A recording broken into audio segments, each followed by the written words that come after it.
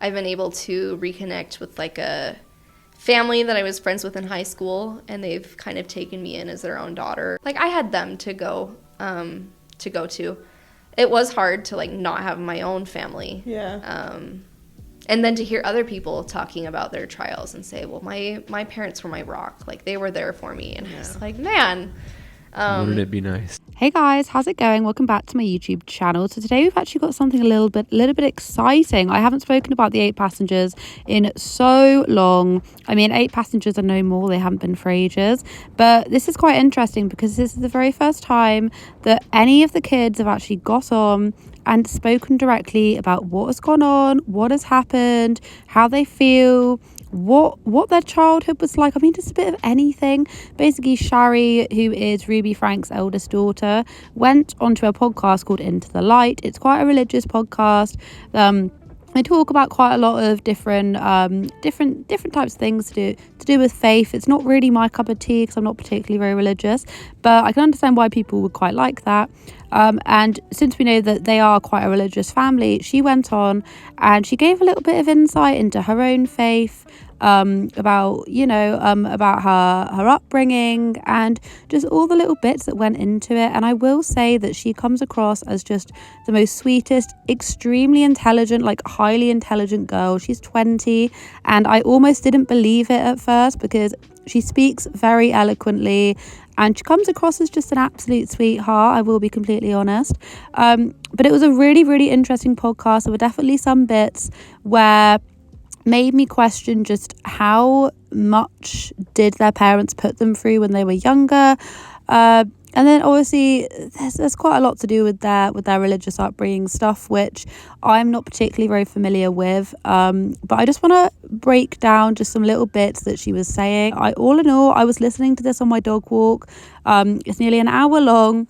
I do urge anyone who's interested in this to go and listen and just listen to what she has to say. Not all of it you're going to understand if you're not particularly very religious like myself, but I do think that the whole crossover between religion / controlling mummy influencer, family vlogging, nightmare fuel, I think the crossover is extremely extremely interesting to listen to. Now, straight off the bat, she does say that they were an extremely religious family. Like, they would read the scriptures, they would pray together, they would, make up the songs. And like, they were quite in her own words, a typical Utah family. I believe they were Mormon. They were very, obviously extremely loved the church, were extremely heavily active in the church. And if I remember rightly anyway, with the 8 passengers, that did definitely shine through. Definitely shone through with the 8 passengers. But what I will say, what I do find ultra interesting, right? What I do find ultra interesting, and forgive me for maybe speaking a bit out of turn here, but I did find it extremely interesting how she basically turned around and she said, yeah, I mean, from the ages of 6 to high school, she was absolutely scared crapless that she was going to be sent to hell. And that was like an ingrained fear. And then when she was then asked, where did that stem from? This is what she had to say. Also realized, like, thinking back on it now, when I was like 5 or 6, I was scared to go to hell. Like, I don't know where that fear came from, but I was like, I'm so scared I'm going to be damned. And I think that like carried into my teenage years. So I was always worried about like wanting God to be happy with me. Yeah. I know you just said you don't know where that came from, but if you had to take a guess, where do you think that fear came from? Oh, man. I think maybe part of it was just like my perfectionist mentality as like an oldest child. You felt like there was a lot of pressure on you. Yeah, and I probably put up most of that on myself. But I always just wanted to be like perfect in every way, and that applied spiritually as well. Now, if you have been watching the 8 passengers, or if you know what Ruby's like, on her little connections page, the most prominent thing that she comes across as is controlling, i.e. Ruby's controlling, quite forceful with their approaches, very condescending, doesn't like to listen to anyone else's opinion apart from hers. So I'm just wondering if maybe her mum's way of being extremely controlling, just with her views, because we know what her mum's views are like. Her and Jodie tell us all about them all the time. But can you imagine imagine growing up in that household? Imagine having to constantly see and read all these different comments about who you are as a person on social media because your mum decides to vlog it and your mum's quite controlling anyway. Those are the kind of things which cause kids to then grow up and to have real either self-esteem issues or to really struggle with trying to be perfect all the time. I definitely had that a little bit when I was younger. And it manifested in its way with eating. I felt like I had to be like perfect and that kind of element of my life. So I do understand where it can all tie in. I just found it was quite an interesting observation. And I don't know if that's whether she just didn't want to say it, but it's just how it came across. It's just how it came across to me. It's how I interpreted it. How was it growing up being on camera all the time? Because it's a lot, right? Yeah. So I started being on camera.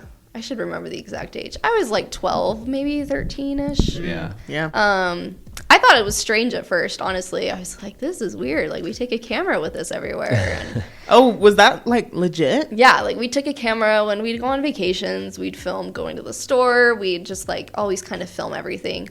But over the years, like I got used to it more. It's like, yeah, this is like our job. Like, this is how we pay for vacations. This is how we get to do fun stuff. Like, you don't love it every day, but you do it because it's work. I'm not sure. It's just that bit. Like, you don't love it every day, but you do it because it's work. It's like, yeah, but no kid should have to do that every single day. Like, I do appreciate that there are such a thing as, children that go off to work, child actors, but it's not every single day, and it's not their life that this is, encroaching on. Do you know what I mean? Like, at least with being a child actor, a child singer, a child model, you have scheduled days. You can cut off, you go in, you get out, you get the job done. But this is like day in, day out. She even said you don't love it every day, but it's work. It's like, but it shouldn't have to be your work.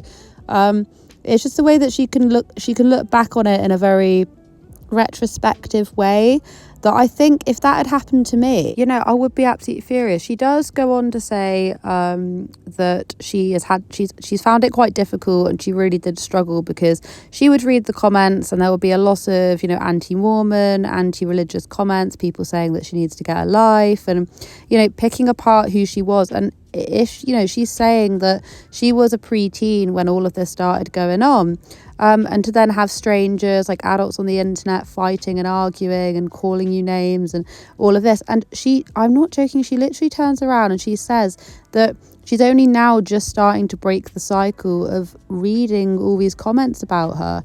And that is so sad. That is just so sad to think. I don't want to psychoanalyze, because I find it annoying when people do it to me. But I can't help but feel that everything she said at the very beginning about, struggling with, how dealing with her, but how to deal with her not being perfect, and she's trying to deal with not being such a perfectionist and stuff. Have a weird perception, a skewed perception over who you are if people are always telling you on the internet, what you look like, who you're like, what you do like, what you don't like. But then you know what you're really like. But then you're having adult strangers, strangers on the internet basically telling you the complete opposite. It's going to give you a skewed perception over who you really are. And that's not going to help in your situation when you're growing up. They would say things like, oh, she's just a Molly Mormon. Like, she's just going to grow up, become a baby-making machine. Like, wow. Oh my gosh. Just because she's a member of the church. And so there was a lot of attack on the religion. 13. Yeah. Yeah, but it was not hopeful. You had bully, people have the typical bully and the person making fun of you at school. But it was strangers who are grown adults. Yeah. How did that affect you as a young kid? I found myself, I would tell myself, it doesn't matter what they say. I know how I feel about myself. And I think I believed that for a while. Yeah. But I always would find myself just checking comments on Instagram, on YouTube, just to see what people had said about me. And even through college, sometimes I've had to just check and check and check. And really? Yeah. So luckily, I'm breaking that habit, which is nice. So there's one bit that I did find absolutely fascinating is when Shari starts talking about her when she's in 10th grade and her family kind of embark on this what does she call it? She calls it like a mental health course, journey, whatever. It's basically like life coaching in a way. And the very first thing that made me think of, I was like, is this connections? Is this and I'm still not entirely sure if that is what she means or not when she's talking about it. I'll share a couple of clips, but she's basically saying how it brought her family closer together initially before sort of, you know, breaking them down. And they all sort of like had their own little lingo and no one was quite sure. But then they started like integrating things that she didn't feel were right, or the other family members didn't feel were right. And it did sort of just like scream, is this something to do with connections? Is this something to do with that? Is this something to do with something that's quite similar? The things that she was saying was just super, super interesting. But throughout this podcast, she does say a lot of, oh, I can't really remember. Oh, you know, not really able to remember really defining points in things. And she does come across as if she was, not that she is now, that she was a child that was extremely lost and confused and didn't have a lot of self-identity. And this is just from an observation. It's like 15. My family joined a group, like a mental health, kind of like a self-help group, basically. And so we started in this group, and I think it was great at first, you know, when we interact with other people and we'd use the same language, like they were very confused. They were like, I don't understand what you're saying. And so in a sense, I feel like that brought us closer as a family because we knew what the other person, how they thought. We knew like how we could communicate with each other. And then as like the years progressed, this group became more extreme. Basically, right, she was talking about how you had to like pay to sign up and then you get all these workbooks and then you're doing the workbooks, and that she went there and they told her that she wasn't empathetic enough and that she needed to have more empathy, so then she'd go away and pray for more empathy, and then she'd then go back and be told that she's still not good enough. And I'm just like, what is this? What kind of brain warping mechanisms is this? Like, I'm not saying this is connections, I'm just saying that it's something quite similar, and it does make me think, is this the kind of basis, the structure evolved connections from?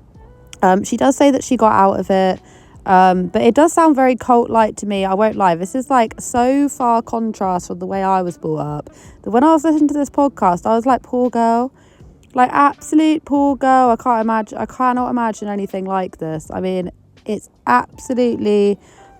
just absolute madness. I feel like a lot of her life was very much just sort of, you know, very manufactured within the church, which obviously some people's lives are because it is their own choice and they are religious. But I feel like what a way to be sort of into this cult-like thing where she doesn't really want to be a part of it, where they're just telling her, oh, you don't have any empathy, oh, you need to do this and that.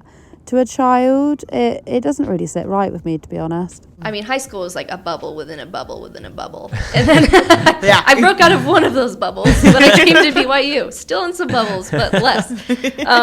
So I started to, like, interacting with roommates and people that I hadn't met. I was very judgmental. I was like, wow, she's wearing that. Like, she's going to hell.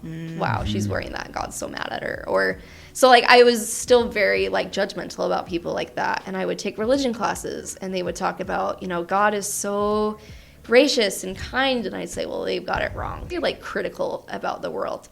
And then I think, like, some things within my family were happening that I started to question, like, I don't know if this is okay. Like, I don't know if God would actually support this. Like, is this really the gospel? I was just debating. I was like, I don't know what to believe.